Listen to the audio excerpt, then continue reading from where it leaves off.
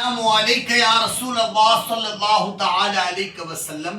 قریب آ جائے تو انشاءاللہ جو لوگ دیکھ رہے ہیں سن رہے ان کے بھی بات سمجھ میں آئے گی.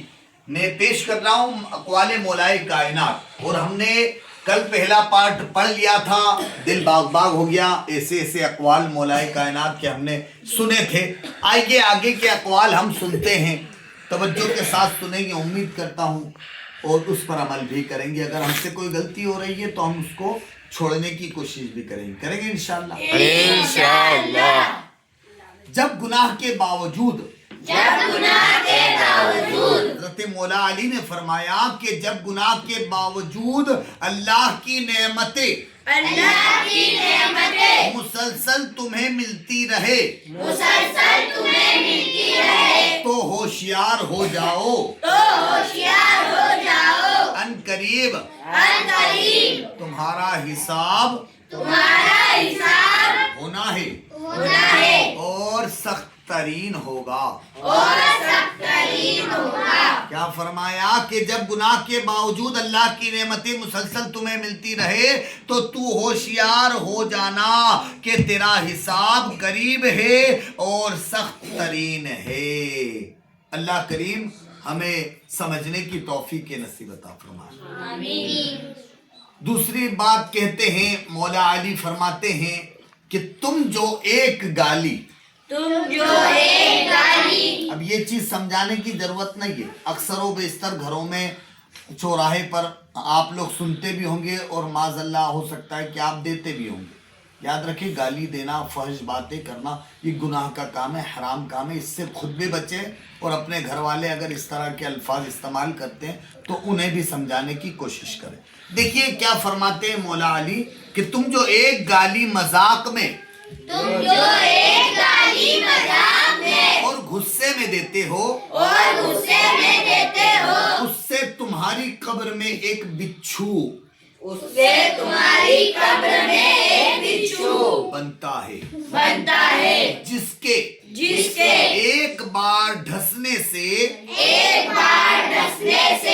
وہ گالی دینے والا جو انسان ہوگا وہ 70 ہاتھ زمین میں دھس جائے گا.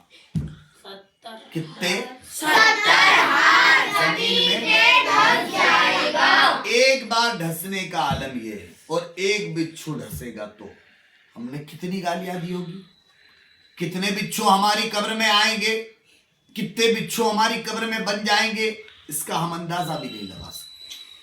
کیوں؟ کیونکہ بے شمار گالیاں، نہ جانے چلتے پھرتے اٹھتے بیٹھتے. آج تو حال یہ ہے کہ ہر کوئی بات کرنے سے پہلے گالی کا استعمال کر رہا ہے، بعد میں بات کر رہا ہے. یہ حال ہو گیا ہے ہمارا. اللہ حفاظت فرمائے. ہمیں چاہیے کہ ہم خود بچے اور اپنے اہل و اقارب کو بچائے، اپنے دوست احباب کو بچائیں گے انشاءاللہ.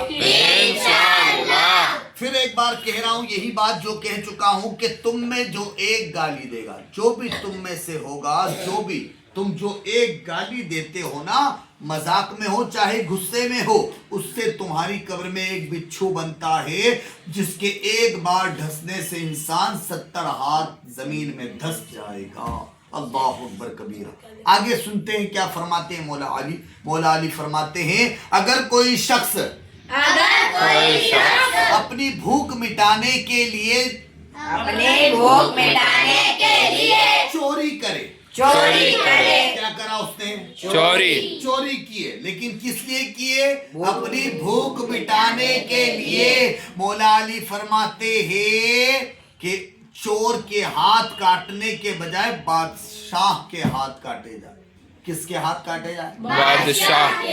بادشاہ کے ہاتھ کاٹے جائے. کہ بادشاہ ایسی حکمرانی کر رہا ہے کہ جو اس کا سپہ سالار ہے یا جو اس کا شہر میں عوام میں جو اس کے گرد میں آتا ہے وہ بھوکا مر رہا ہے، وہ تڑپ رہا ہے، وہ بھوک کے کارن چوری کر رہا ہے. تو کس کے ہاتھ کاٹنے کا حکم دیا؟ بادشاہ کے. ٹھیک ہے نا. تو اگر رعایا کو خوش رکھو گے تو ہی کامیاب ہو پاؤ گے. رعایا اگر آپ کی جو ہے مصیبت میں ہے, بھوکی ہے, تڑپ رہی ہے, تو مولا علی فرماتے ہیں ہاتھ کس کے کاٹے جائے؟ چلے آگے بڑھتے ہیں ہم, جس کو ایک بار پھر پڑھتا ہوں میں, آپ کو سمجھنا ہے. اگر کوئی شخص بھوک مٹانے کے لیے روٹی چوری کرے تو چور کے ہاتھ کاٹنے کے بجائے بادشاہ کے ہاتھ کاٹے جائے. پھر آگے مولا علی فرماتے ہیں جو لوگ صرف تمہیں کام کے وقت یاد کرتے ہیں, جو لوگ صرف کام کے وقت یاد کرتے ہیں, ان لوگوں کے کام ضرور آؤ. ان لوگوں کے کام ضرور آؤ. یہ بات یاد رکھنا, جو لوگ آپ کو ضرورت کے وقت ہی یاد کرتے ہیں, یوں کبھی یاد نہیں کرتے, یوں کبھی یاد نہیں آتی آپ کی, لیکن جب جب ضرورت پڑتی ہے آپ کی فوراً فون آتا ہے کہ بھائی جان آ جاؤ. اور تم اگر جاتے ہو تو جانا تمہارا کمال ہے, کیونکہ مولا علی فرماتے ہیں ان لوگوں کے کام ضرور آؤ کیونکہ وہ اندھیروں میں روشنی ڈھونڈتے ہیں اور وہ روشنی تم ہو. سبحان اللہ. لوگ اندھیروں میں روشنی ڈھونڈتے ہیں, وہ اندھیروں میں روشنی تلاش کرتے ہیں, تو وہ روشنی کون ہو؟ تم ہو. تو کام آیا کرو. آئیں گے انشاءاللہ. کوئی ہماری مدد کرے نہ کرے, ہمیں لوگوں کی مدد کرنا ہے, بس یہ ذہن لے کے چلے آپ تو, ٹھیک ہے. کوئی ہمارے کام آئے نہ آئے, ہم لوگوں کے کام آئیں گے انشاءاللہ. چلے اللہ کرم فرمائے. آگے سنتے ہیں اگلا کیا فرماتے ہیں مولا علی. مولا علی رضی اللہ تعالیٰ عنہ فرماتے ہیں جو لوگ صرف تمہیں کام کے وقت یاد کرے ان لوگوں کی کام ضرور آؤ کیونکہ وہ اندھیروں میں روشنی ڈھونڈتے ہیں اور تم وہ روشنی ہو. پھر فرماتے ہمیشہ سمجھوتا کرنا سیکھو, ہمیشہ سمجھوتا کرنا سیکھو, تھوڑا سا جھک جانا, کا جھک جانا کسی رشتے کا کسی رشتے کا ہمیشہ کے لیے ہمیشہ کے لیے ٹوٹ جانے سے بہتر ہے. ٹوٹ جانے سے بہتر ہے. کیا فرمایا؟ سمجھوتا کرنا سیکھو. کیونکہ کیا فرمایا؟ تھوڑا سا جھک جانے سے کیا فائدہ ہوگا؟ وہ جو رشتہ ہے جو ہمیشہ کے لیے ٹوٹنے والا ہے وہ بچ جائے گا. تو سمجھوتا کر لو, جھک جاؤ, کوئی مسئلہ نہیں ہے. آپ نے غلطی نہیں کی پھر بھی آپ معافی مانگ لو, کوئی مسئلہ نہیں, ٹھیک ہے. کیونکہ تھوڑا سا جھک جائیں گے تو ہمیشہ کے لیے جو رشتہ ہے وہ برقرار رہے گا.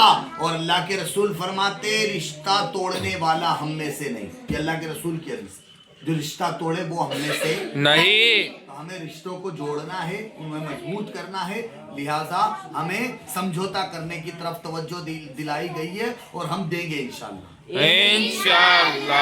آگے سنیے گا, ایک زمانہ ایسا بھی آئے گا. مولا علی فرماتے ایک زمانہ ایسا بھی آئے گا کہ لوگ اپنے رب کو بھول جائیں گے, لوگ اپنے رب کو بھول جائیں گے, لباس بہت قیمتی پہن کر بازار میں اکڑ اکڑ کر چلیں گے, لباس بہت قیمتی پہن کر بازار میں اکڑ اکڑ کر چلیں گے, اور اس بات سے بے خبر ہوں گے وہ, اس بات سے بے خبر ہو گے وہ, اسی بازار میں ان کا کفن بھی موجود ہے. اسی بازار میں ان کا کفن بھی موجود ہے. اکڑ اکڑ کر اترا کرنا چلے, کتنی بھی دولت آ جائے اپنے آپ کو بڑا نہ سمجھے.